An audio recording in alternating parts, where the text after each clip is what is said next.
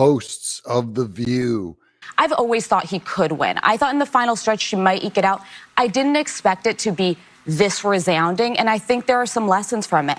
I think we forget about rural America. I think the working class feels left behind. They feel like the powerful, the elite only care about them and their power. And he spoke to them. We may not have liked his words, but they turned out for him. I mean, the map was, it was beyond Reagan what we saw last night. And Breaking news here in batshit bonkers Britain, where for many of us Trump-supporting, freedom-loving individuals, it's the best day ever. It couldn't be better here in the UK. We have the BBC in absolute ruins. They were unable to announce Trump victory at 7 a.m. and they said Kamala still had a very narrow margin of a route to victory, even though it was obvious she had no route to victory at all. Welcome to John Mike Keane. And I love reporting on The View because, well, they're so wrong, but also they represent a pretty uninformed part of America. I mean, I don't know. I wouldn't even let him give me a Heimlich maneuver. Yeah. That's how little I feel about people. I don't. She feels that Trump supporters aren't even worthy to save her life. This is very strange to me because I always put it as like, if I had cancer, if one of my kids had cancer, would I accept a cancer cure from an atheist, from a Democrat, from a Muslim? You'd have to be truly hateful. It's the greatest form of hate to say, I will not even accept help from someone who I consider an ideological opponent. And that's very small. Joy Behar is just embarrassing herself. And here she gets a phone call on the air. She didn't think to turn her phone off while they're on camera. No. Well, and a MAGA supporter is like calling you right now. I got it. Somebody's. I fixed it. Tell that MAGA man. I'm not sleeping with you anymore. Now that is punishment if she's sleeping with MAGA men. But Joy Behar, don't flatter yourself. But I thought the next 4 years would be the Republican Party rebuilding and becoming something I could believe in and turning the page on Donald Trump. And there's Lisa Farrah Griffin. Boy, she is way off mark. She thought that the Republicans would turn their back on Trump.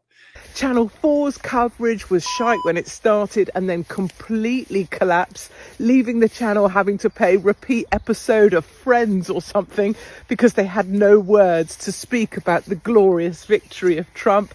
And now we have a leader of this country who actively sent over his own teams to try and campaign for Kamala. Black women tried to save this country. Again, last night, 92% of black women voted for the vice president. You have Latinas in the 70 percentile voting for the vice president. What we did not have is white women who voted about 52%, right, for Donald Trump. Uneducated white women, is my understanding.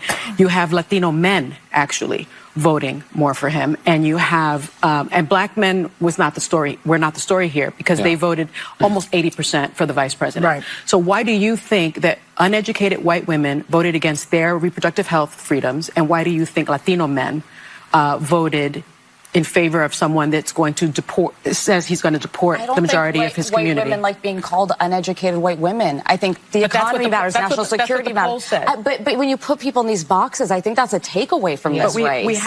This goes into the primaries. You know, everyone had a fair shot on the Republican side, not so on the Democrat side. Kamala got the nomination without a single vote. She replaced Biden. But the Republicans, we had a choice. And we picked Donald Trump, and he reflects at least that half of America the same way that Kamala being installed and being an empty head. And I'm sorry, but I think of a Lisa Farrah Griffin. She has an IQ. She has a broad vocabulary. She's not as dumb as Kamala Harris. She's embarrassing herself and so lowering herself in voting for Kamala. I'm not saying she has to vote for Trump. She should. And it didn't do that. So this weekend on Saturday, for the first time in my life, I voted for a Democrat. And this shows the true oppression at The View. If you work for a Democrat institution, you have to vote Democrat. or else you get fired. So Elisa Farrah Griffin is a wonderful Republican who's just trying to keep her job, in my view. She had to do this because, if you work for a Democrat institution and you vote for Trump and you're vocal about it, you'll be fired. I then voted down ballot for Republicans. I consider my vote on loan to her. Your vote on loan to her, but she already proved herself in the last 4 years. What new information are you going to gain if she rules and if she governs the same way that she did in the last 4 years?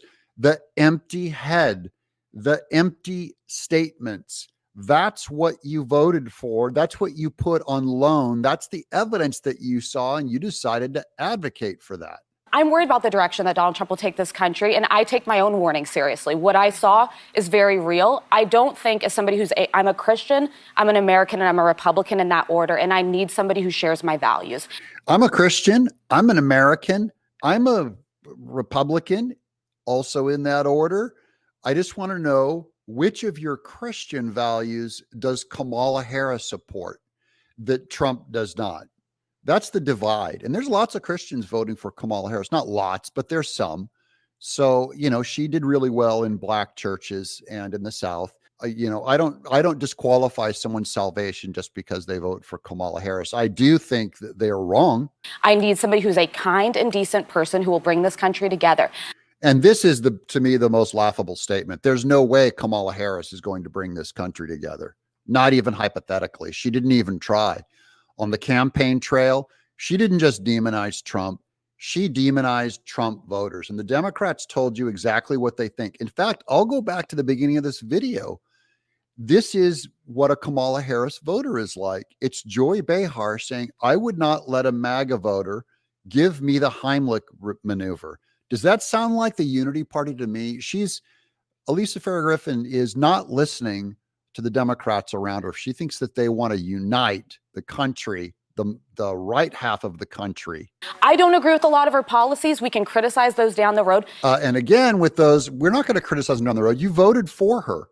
And as a Christian, don't you have an obligation to criticize those policies that are against your Christianity if you're a Christian first? But today it's about a brighter future, and I think the best thing for the country and the future of the Republican Party is that Donald Trump lose and Kamala Harris is elected. And this is also to my never Trumper people. Jonah Goldberg, the famous journalist, wrote in Paul Ryan, which is how you throw away your vote. Basically, if you vote for neither of the top two candidates, you're basically conceding the election and saying, I will do nothing to stop the person who wins, even if I oppose them. That is the only way you can damage the opponent. The only way I can vote against, if Kamala won, I will have done my part in voting for Trump. Voting third party means you're throwing your vote away and you're voting for whoever wins and you're doing nothing about it. And that's my message to all the Republicans. She thinks that Donald Trump losing would help. No one in our system of government wins by losing. You never gain ground by losing. No one wants to double down on a losing strategy. I'm John Mike Keane. For now, I'm just going to indulge myself in all the tears of all the people who said, for all the weeks that they said, oh, it's on a knife edge, it's on a narrow margin. Well, looks like Trump won the popular vote, looks like he's got the House and the Senate, and it looks like most of the swing states have gone red as well, and Georgia by 200,000 votes. I mean, truly, one of the best days ever. Just want to say thank you to all the patriots over in America, to let you know that patriots in this country are cheering you on as loudly as we possibly can. God bless Donald J. Trump, and God bless the United States of America.